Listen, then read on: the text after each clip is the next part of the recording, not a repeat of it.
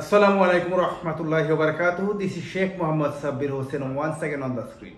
একটা ক্রিকেট ম্যাচের টোটাল রানের কমপক্ষে 80% করে 2 থেকে 3 জন ব্যাটসম্যান। আবার মোট উইকেটের কম বেশি 80% নেয় 2 থেকে 3 জন বোলার। অর্থাৎ ব্যাটিংয়ে কিংবা বোলিংয়ে কম বেশি 80% অবদান রাখছেন 20% প্লেয়ার। এটাই 80-20 থিওরি।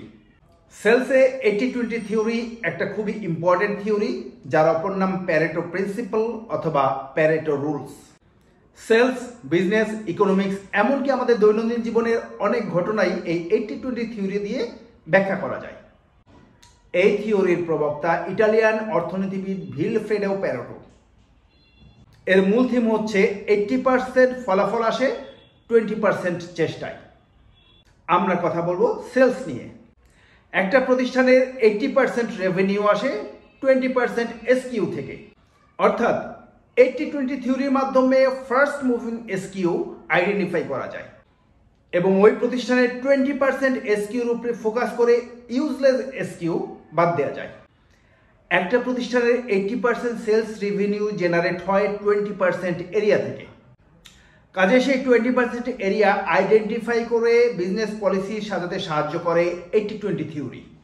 একটি প্রতিষ্ঠানের 80% কস্ট ইনভলভ 20% খাতে।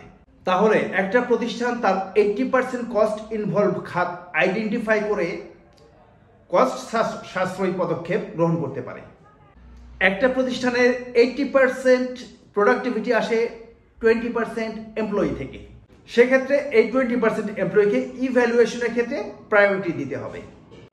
80-20 থিওরি যে সবসময় 80% 20%ই হবে নট নেসেসারিলি, এটা কখনো কখনো 75-25, কখনো কখনো 70-30ও হতে পারে।